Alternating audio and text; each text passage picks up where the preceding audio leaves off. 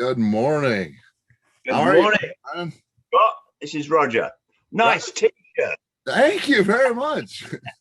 You know, I got this t-shirt and I thought this brings me back because you guys were the first band I ever saw, and that was many, many years ago, I have to say.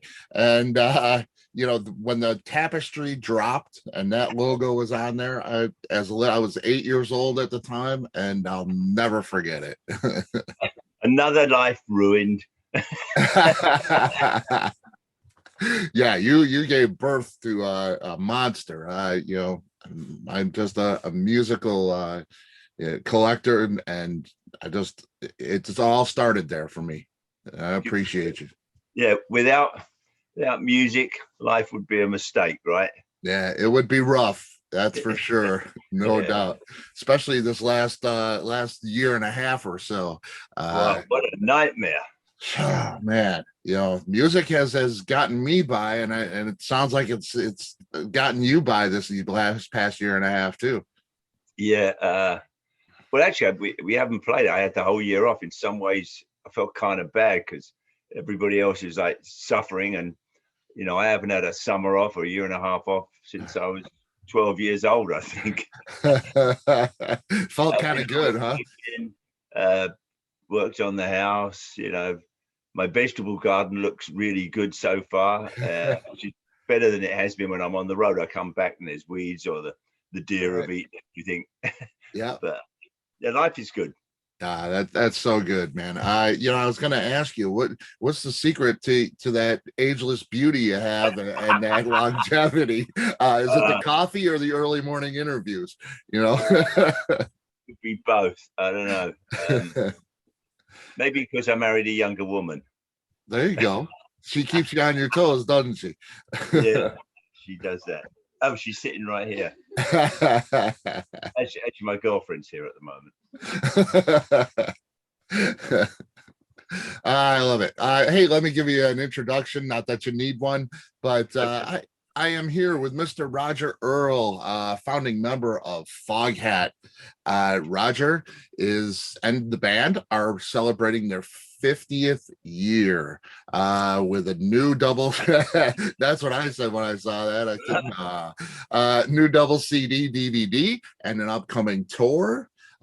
8 Days on the Road is a 14-track live performance being released as a double CD and DVD package on July 16th. And hitting the road again. How good does that sound? It feels and sounds great. We had a year and a half off, but it's actually our first date is on the 17th of this month at the Arcada Theater in Chicago. Yes, that's where I am right now. Savoy Brown is on the bill. Kim Simmons. Yes. So, looking forward to that. Kim and I have remained friends throughout the years. And in fact, Kim played on our last studio album, Under the Influence. Yep. His playing is improved. I mean, he was always a great player, but his playing is great. And he's a very prolific songwriter now, so maybe he'll write a song for Foghat's next album. In fact, we've been in our studios down in DeLand, Florida, and we started setting. I put all new heads on the drums and we might tune up my studio kit, and our board decided not to work. Wow! It's all right. We've had it for 20 odd years, so it's served us well. We've made 4 or 5 albums on it, but we're getting a new board. Brian Bassett, our lead and slide guitar player, is already on it. He's ordered a new board and some other odds and ends, and it was exciting because we had some new microphones we wanted to try out on the drums, because if the drums aren't right, that's right, go home. Very cool. Now Brian's doing the production. He did the production on this too, right? The new record. Yeah, on 8 Days on the Road. Yeah, he mixed it, produced it. We recorded it at Daryl's House Club, upstate New York. Pauling, I think is the name of the town. Yeah, really cool room. Sounded great as well. It's all wood, which lends itself for the acoustics, especially drums. The place was sold out. Normally we don't play a place that's what we had. I think it holds about 200 odd people. Yeah, but crazy. We had a really good time, and the food was good. Yeah, well, that's what's really important, right? I tend to remember towns and cities if the food's really good. So. Well, I remember you guys I'm here in Chicago, just outside of Chicago, and I mean, you guys were here all the time when I was a kid. It was great. Yeah, I remember one time in '77, we had 3 nights at the amphitheater in Chicago. That was my first show. Bob Seger opening up, right?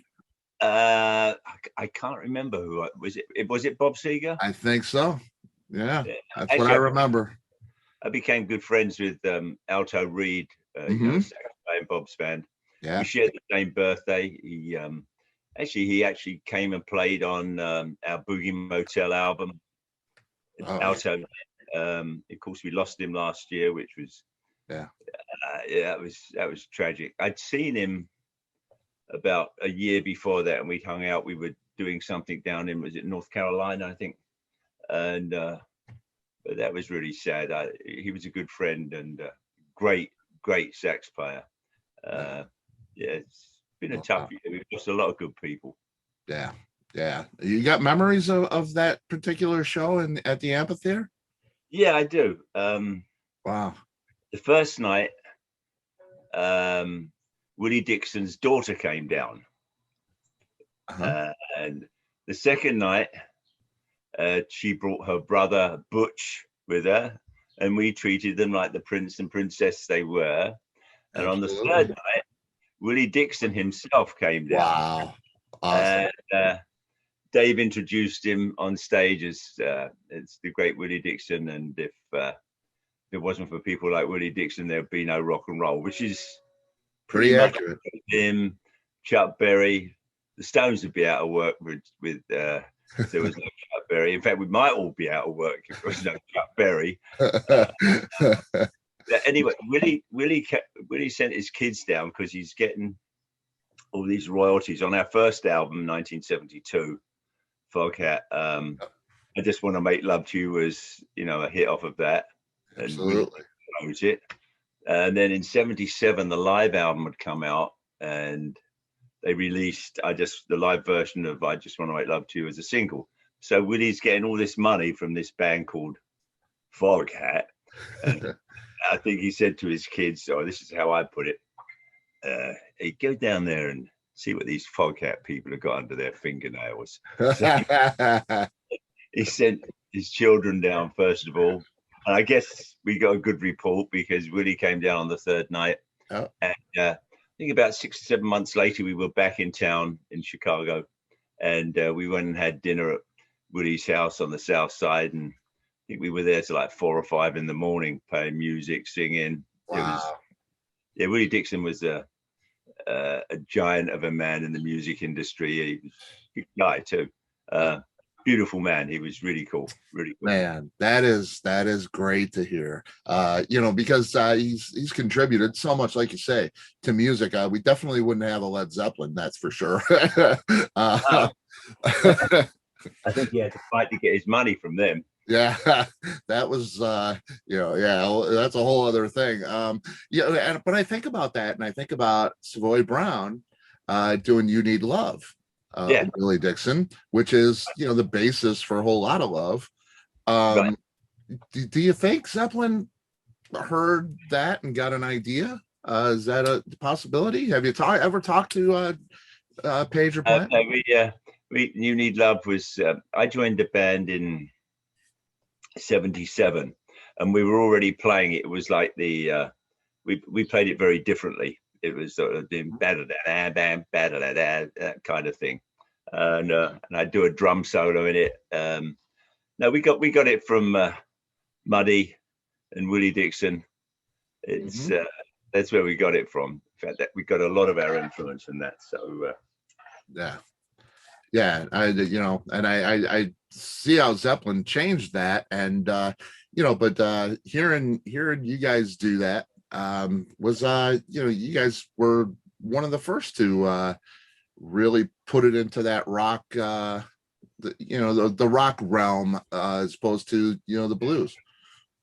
Well, yeah, I mean, it's okay. I think when you first start playing, like copying people, but I think you get a degree of success by putting your own stamp on stuff. Some people sort of didn't like it, I think, but it worked for us, and like that's often been like our inspiration, like a song written by Willie or one of the other great blues artists, and then we take it and put our stamp on it. Yeah, it's a beautiful thing.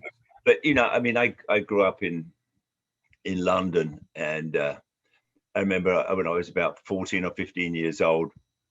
Actually, I belonged to a record club in Chicago. I was in the southwest London at the time, and they would send me this like sheet of paper telling them what records they had.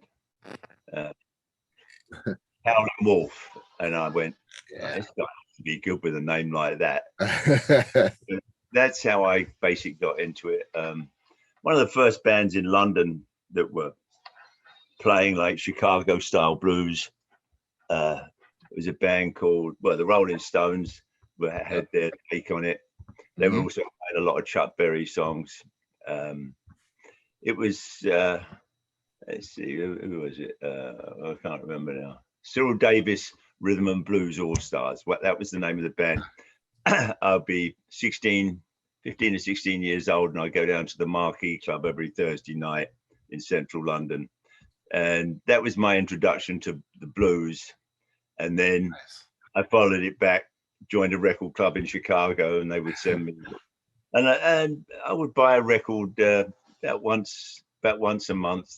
I was working as a junior artist, a commercial artist at the time in central London. And that's where I grew up listening to. The Yardbirds, they were a great band. Of course, with Eric, John Mayall's Blues Breakers. I used to go see them. I used to go see the Rolling Stones and the Who. Man. Yeah, it was a good time to be into music, I think. I would say so. No doubt about it. Now you've been doing this a long time, 50 years in Foghat. Yeah, I mean, that is, and I think, you've had a year and a half off. Have you ever thought about, over the past 50 years, at any time, did you ever think to yourself, maybe I should just tend to the garden? Did that ever cross your mind? No. That's good to hear. Like I said earlier too, I enjoyed my time off last year. I made the most of it, but I'm one of those fortunate few in this world. I get to earn a decent living at something I really love. I play in a great band. The band's actually been together like over 20 years now. With Brian Bassett on lead and slide, Charlie Hune on lead vocals and lead guitar, and Rodney O'Quinn has just joined us about 4 or 5 years ago because Craig McGregor had to leave the band. He had lung cancer. Yeah, a long-time bass player. No, why would I want to give it up? It's not work.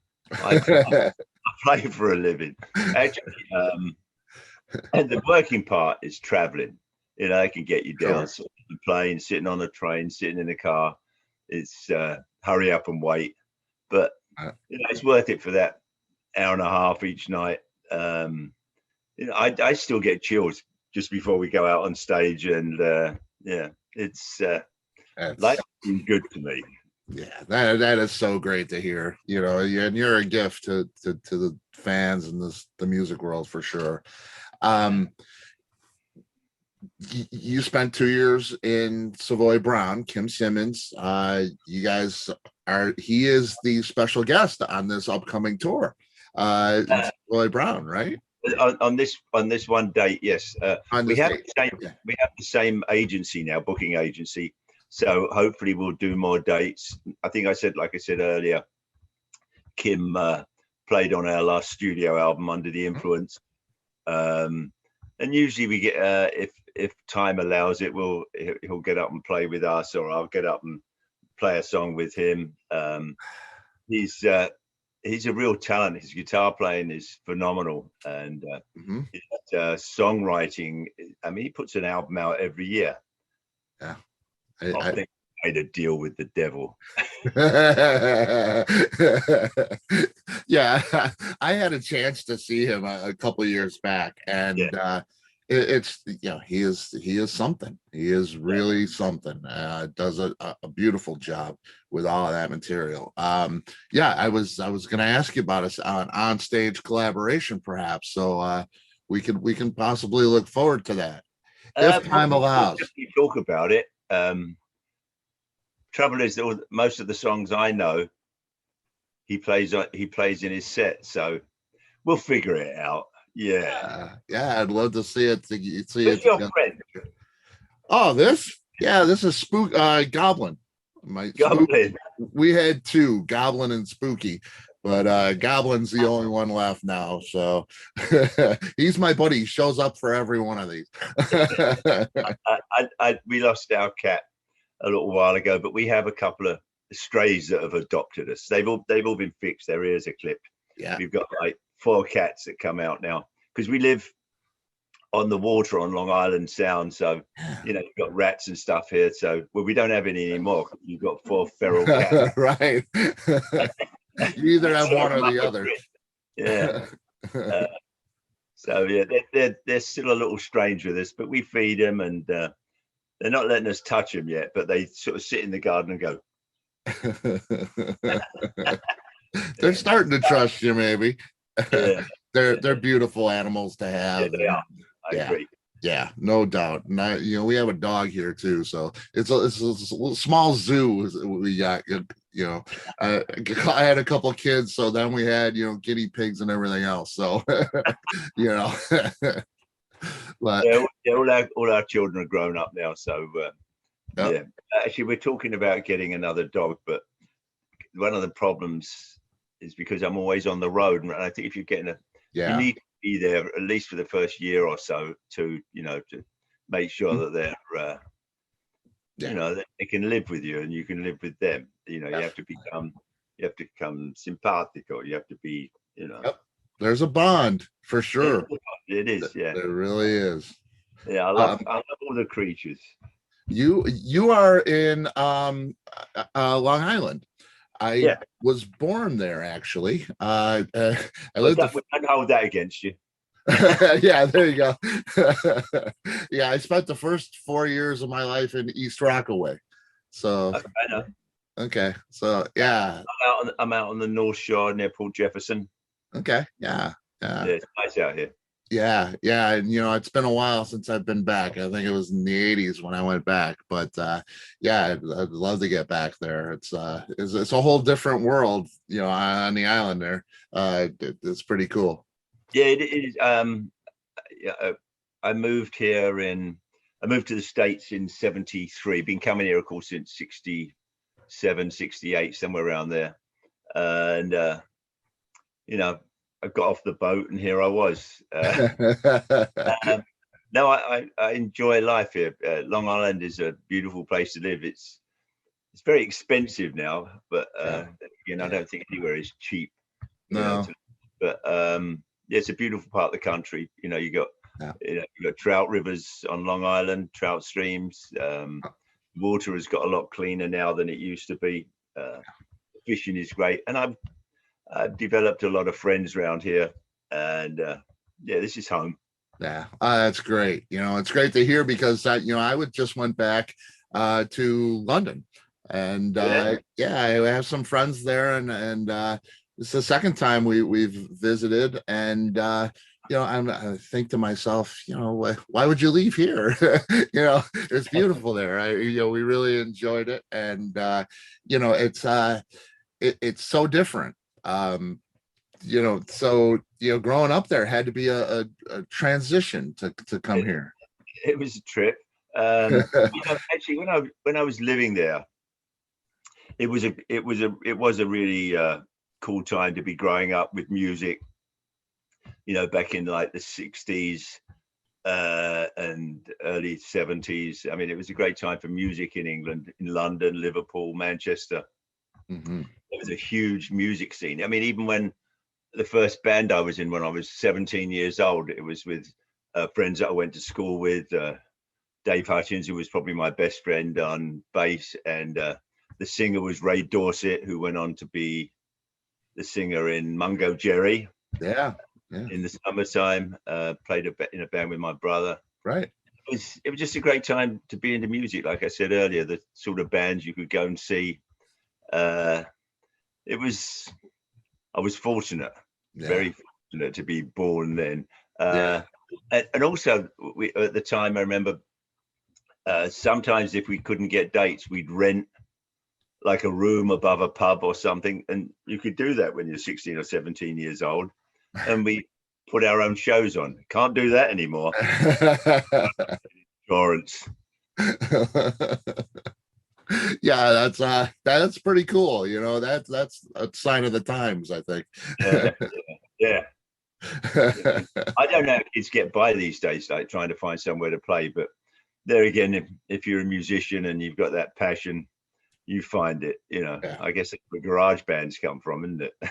Yeah, no doubt, no doubt. Your first show is at the Arcada Theater. Right. Ryan Onesti runs an amazing joint there. It's just such a great venue. It's a little speakeasy up in the third floor there. It's just been there before. It's just one of my favorite places to go and see live music. And all the acts that I talk to love to play the Arcada Theater. Same here. Yeah. Ron Onesti is what I consider Ron a friend. Yeah. You know, he's not like maybe I shouldn't say a typical club owner or typical venue owner or promoter. He does it for the music. He's a really cool man, and he is. His family make the best meatballs on the planet. Yeah. So somebody will have something to say about that, I'm sure.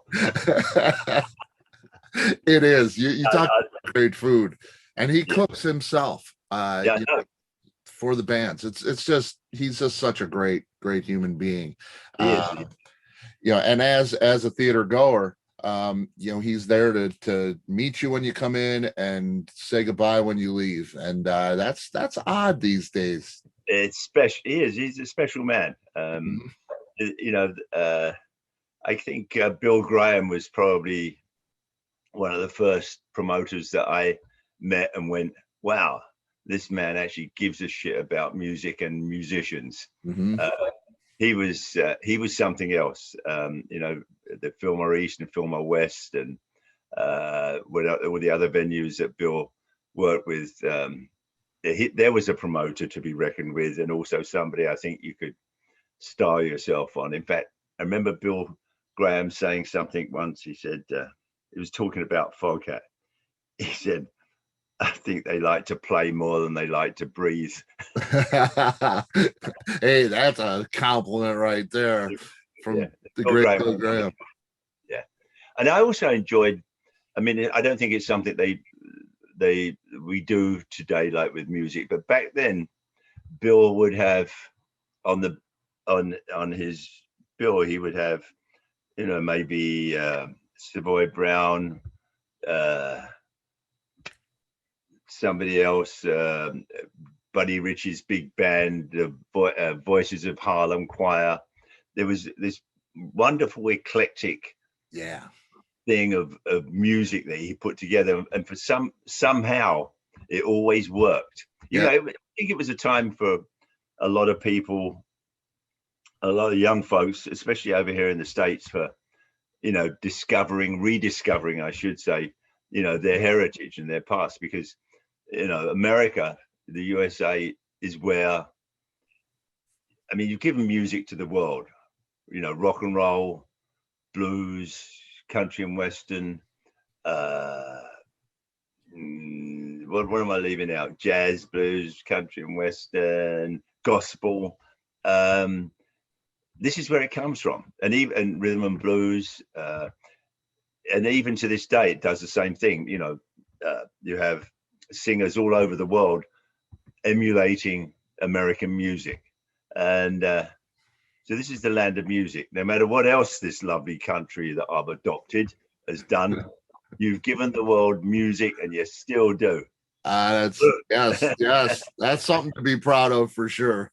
That is a legacy and a heritage. Yeah, it's pretty great. It's pretty great. You started this thing in 1971. You were about 25 years old at that time. Right? I don't remember. Yes, you're right, because I'm 75 now. If you could go back and whisper something in 25-year-old Roger Earl's ear, what would that be? I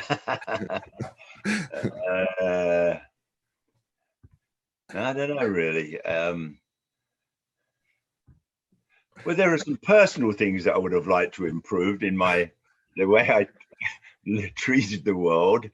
But I don't really want to change anything. I would have hoped I would have learned some of my lessons a bit earlier, but other than that, no, it's, all I wanted to do was play in a band, in a blues band, a rock and roll band. That was my passion. Everything else, my work, going to work each day, I was a commercial artist. It was just to, so I could buy cymbals and drums. Musicians are like that. And of course, typical even to this day, we'll play for free. Right, you need a decent manager. So, no, you're not playing for free anymore. Oh, God, I want to play. No, you can't. You have to get money for it. I don't really think that'd change too much. That's great. Youth, when you're young, there's, you've got this focus of what you want to do, how you want to do it. And I think in some ways, most musicians are very selfish, self-centered, because music takes up, certainly most great musicians anyway, you're just focused on music. Everything else is sort of kind of like is secondary. I don't know if that's a particularly good trait to have in your person, but musicians are like that. I don't think some people talk about natural talent, but the truth is you have to practice. I think there is, you get talent from practicing and playing. Maybe God dishes it out to a few of us, but but I think it's work. You work at it, and even then, I've known some, especially guitar players. I've known some fantastic guitar players, and they always seem to be particularly hard on themselves. They don't think they're or they're insecure about something, or they don't think they're quite as good as they really are. I've known a couple of guitar players that are like that, which is kind of sad. But the other thing is, you get this great music coming out of them because they're so intense about it. Right. Yeah, I ask a lot of the younger people that I talk to, younger musicians. I say, they're 19, 18 years old. I said, do you have a plan B? And, you know what I mean? And many of them tell me, no, this is, I'm full in. I'm all in here. I'm all in with it. Yeah. And we can't help ourselves. Yeah. And that's kind of how you got to do it. If you're putting half here and half there, it's probably not going to work for you. Yeah, I know. But actually, both my first wives have forgiven me, which is good. What do you want to marry a drummer for?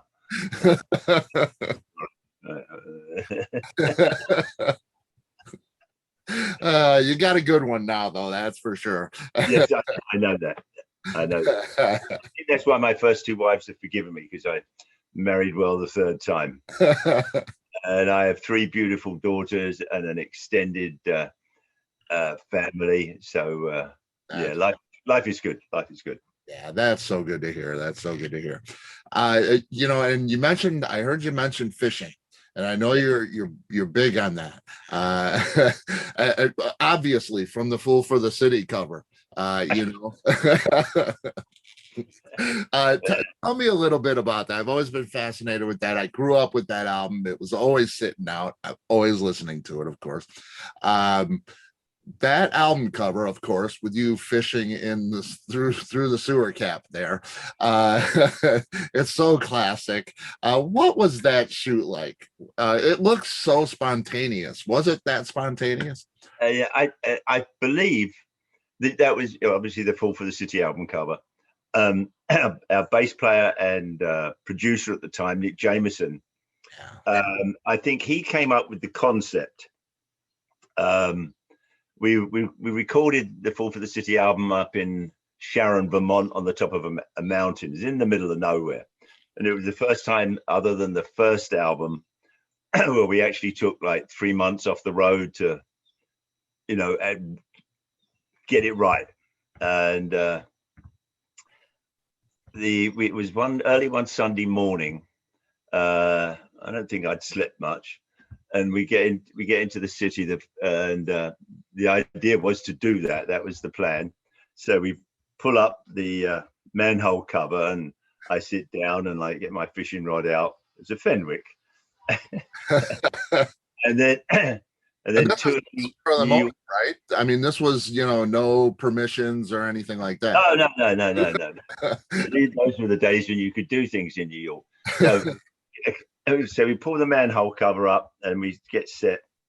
And of course, then a cruiser comes by with two New York finest. They roll down their window, and they look at us, and we go, "Oh shit!"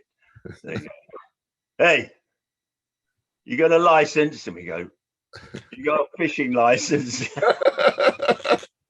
And they got out their cruiser and they said, "What are you guys doing?" And we explained we were taking pictures for an album cover, and they took pictures with us, like carting me away and handcuffing me. No, New York City's cops are great, real cops. They worry about real crime, you know, murder, mayhem, and stuff like that. That New York cops are great. Yeah, can't say enough about them. They're the best.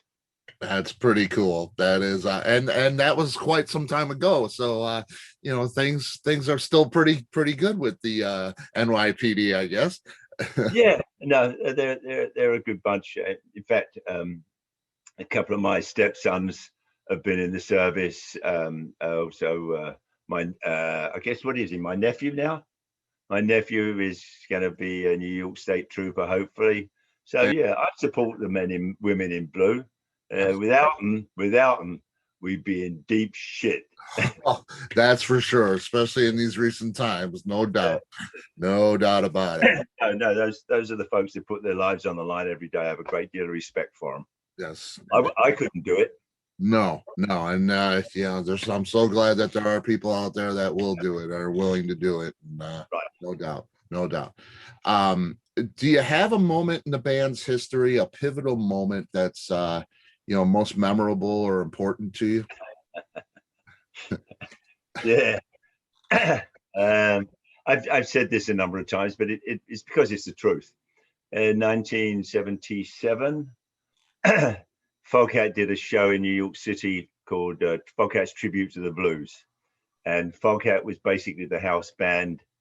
And we supported Muddy Waters, John Lee Hooker, Paul Butterfield, Willie Big Eyes Smith. He played drums in Muddy's band. Johnny Winter, Paul Butterfield. I said Paul Butterfield twice.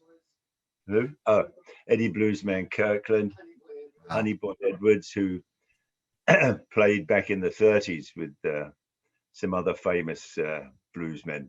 But that was probably the highlight of my career. It was also my father's 60th birthday that year, and I brought my mum and dad over.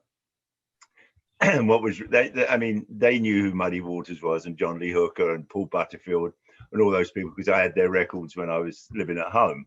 Right. And, I remember introducing my mum and dad to Muddy. I said, "Mum and Dad, this is Muddy Waters. Muddy, my mum and dad." And there's their youngest shaking hands and hanging out with his heroes. that was a highlight of my life. Yeah, definitely. And why would He was an absolutely beautiful man. He was so cool and warm. Yeah, he was something else. man, that is something. That That really, was, yeah. that had to be great. You know, you mentioned Nick Jameson earlier. And I just see a shift in the band when Nick got involved. It really seemed to put you guys on a whole new path. And not only his production, but his bass playing as well. Right. You know, how did Nick change the landscape of the band? Yeah, Nick was one of those incredible musicians who can play just about anything. Don't you hate people like that? Nick and I, Nick was the head engineer at Bearsville Records at the time. Todd Rundgren was, and then Nick took over being the lead engineer. And I lived up in Woodstock for a while. Nick and I became good friends. And when Tony Stevens left the band, I asked Nick if he wanted to join the band, and he said, yeah. Apparently he played bass was his first instrument, but he plays piano, bass, guitar, sings. Oh, there's another story. When we were up in Sharon, Vermont, doing the record, the Fall for the City album, Dave had been carrying a tenor sax around with him for about 3 years. So you knew what room Dave was in when we were in the hotel. But Dave was starting to get fairly competent on the sax. Anyway, there was this one song. It actually didn't go on the record. It was called "Going to the Mardi Gras," and we had a band house up in Vermont where we were all staying together.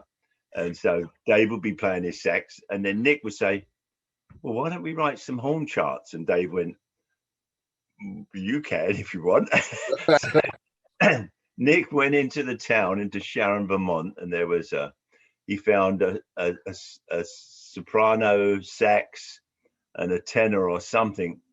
So we come back to the studio, and he's writing out charts for him and Dave to play on this song, which they did.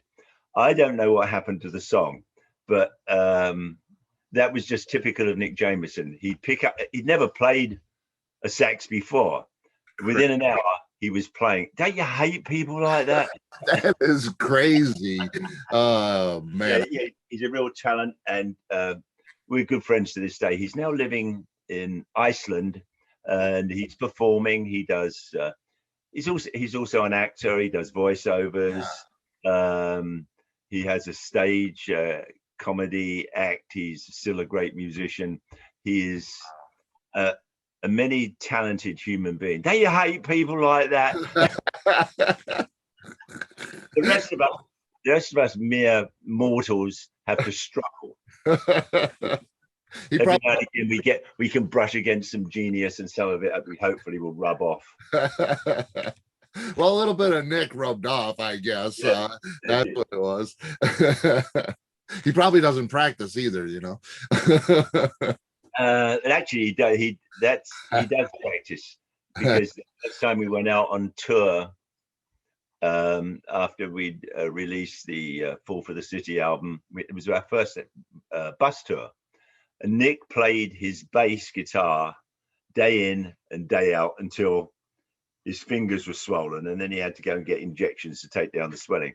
So yeah, practice. That's what you have to do. Maybe that's something to do with the talent, huh? Yeah. You know, and of course, Slow Ride, the huge monumental hit for you. I think about that, and that's, you know, when you think about Foghat, that's what you think about. Not, you know, when you go deeper, there's you know, hundreds of songs. Is there one particular Foghat song for you that sits closest to your heart? I don't know, really. I kind of like them all. That was one of the cool things about Foghat, and we still have that attitude. pretty much the band. Obviously, when Lonesome Dave was alive, he was the main writer in the band, but everybody contributed to the writing, and certainly the arrangements and production of all Foghat songs. And nobody told the band, what to do. We producers that we worked with, a producer is like somebody joins the band. They're like the fifth wheel, the fifth member. Right. So they would always sort of have input, but the band always picked our own material. A couple of times our manager at the time and the record company tried to convince us to do some other kind of songs, but we said, go away.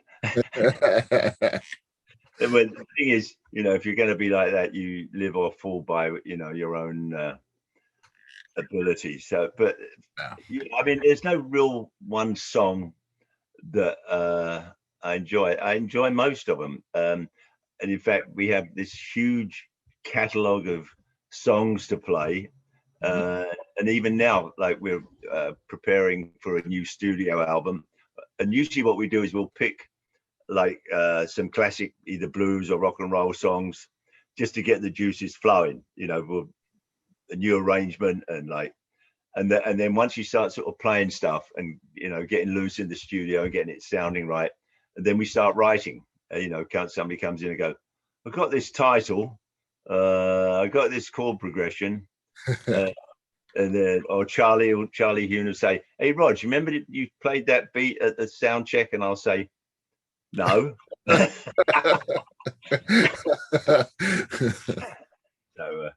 yeah, we have a good time. We have a good time with it. That, and you have to have fun. That's for sure. Yeah, and you say you got a new studio record. We're looking at 2022. We're working on one now. Beautiful. So that'll probably take us at least a year or more. It's not like the old days when every 6 months you had to be ready to put a new record out. I imagine probably sometime next year, towards the end of next year, we'll have it done. Because we have a lot to make up, but we have a lot of playing to do. This month, I think we only have 4 dates, but in August we have 8 or 9. September we have 11 or 12. So we're going to be busy again. Wow. Yeah, that's so cool. That is cool. Now I heard that you auditioned for the Jimi Hendrix Experience. You got a story for that one? Yeah, it wasn't the Experience. It was Jimi Hendrix. His manager, Chaz Chandler. I'd played in a band that Chaz Chandler had put together when I was 18. I was always looking to play somewhere. I was already in a band actually, but we weren't working that much, so I figured I'd look for something else. Anyway, I answered an ad, and it was Chaz Chandler had put a band together. We didn't actually go out and play. I think we rehearsed and played for about maybe a month or so. And then he kept my number, and he would keep in touch with me from time to time. And I was working as a commercial artist up in London. I was probably 20 at the time, I think 19 or 20. And he called up and said, have you heard of Jimi Hendrix? And of course he was all over the papers, from like Pete Townsend, Jeff Beck, Eric Clapton, Jimmy Page. They're all talking about him. So I said, yeah, I'd love to try out, which I did. I turned up to a club just off of Piccadilly Circus called Birdland, I think. Okay. And it was raining as usual. And we're all lined up outside the club. It was like a lunchtime thing. And Jimmy came up to me. I think he probably talked to a couple of people in line. And he came up to me and started telling me about some songs he'd written the night before. And beautiful guy, really cool guy. I played for about 45 minutes. I didn't quite get it, what was going on to start off with, because he was playing some stuff that I'd never heard. But he did the right thing. He took Mitch Mitchell joined the band, and I think he was like a great asset to the music that Jimmy wrote. Mitch Mitchell was a terrific, fantastic drummer. And also the way Mitch played with Jimmy. I think very few drummers could have actually managed that. He had great technique.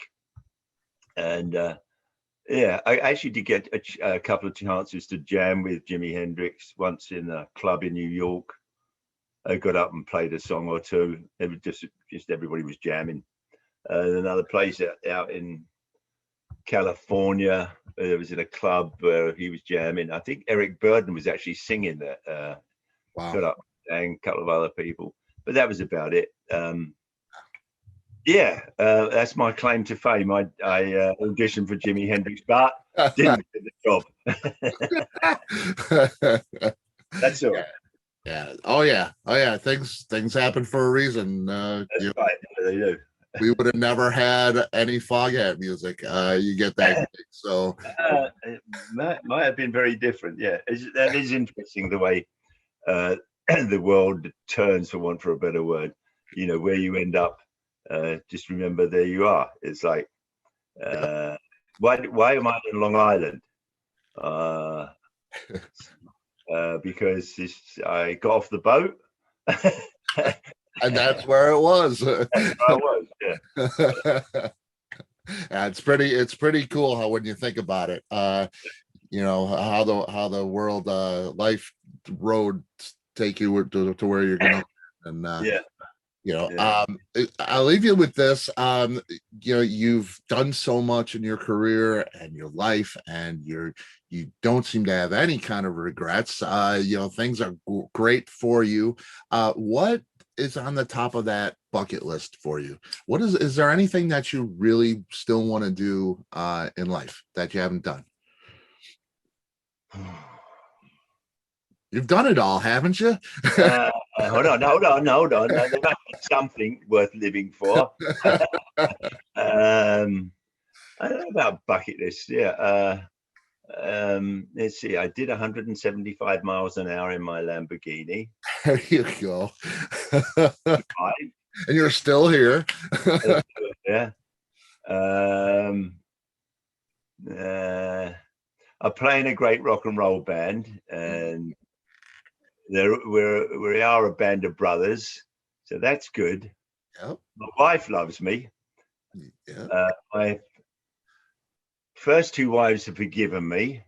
Wow. My three daughters love me, and I play in a rock and roll band. I think I've said that one. No, so I don't have a bucket list. I've got it. I was going to say, what more can you ask for? Your first two wives have forgiven you. I mean, right there is a blessing. It wasn't always like that. Time has a way of putting things in order. I've always believed that, and so long as you try to do the right thing, which is sometimes can be difficult, giving human nature what it is, and especially musicians being selfish, self-centered bastards that we are. I love it. I'm looking forward to going back out on the road and doing something useful for a change. So the lawn is mowed, the vegetables are growing. It's time to go to work. Play. I play. There you go. Right. 8 days on the road, 14-track live performance, double CD. And my manager says I've got to show it. Oh, fantastic. You got a copy there. Yeah. That's beautiful. And hold on. And there's stories. You got lots of pictures, which you might need a magnifying glass. No, that's two CDs, 14 songs, and the DVD.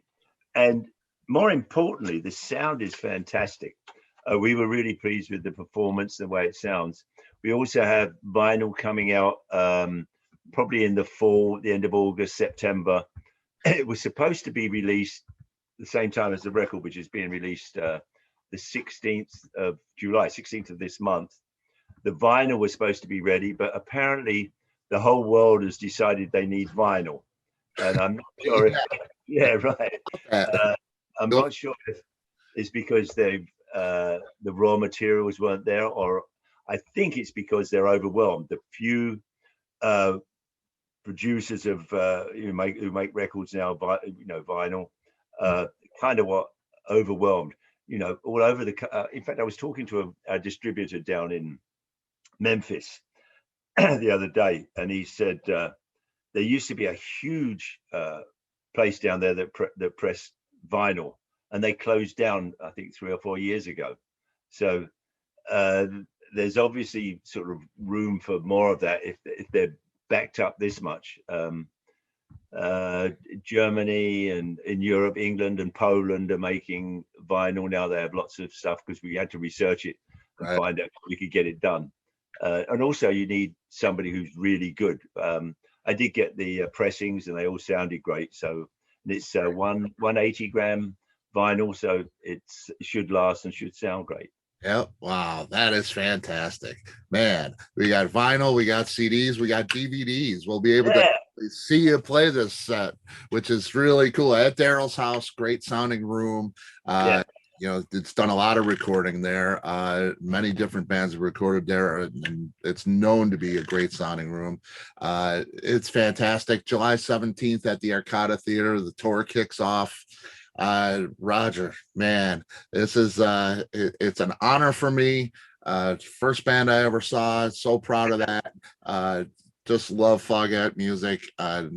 Bless you. We love you. And you mean so much to all of us out here. So we appreciate you, my friend.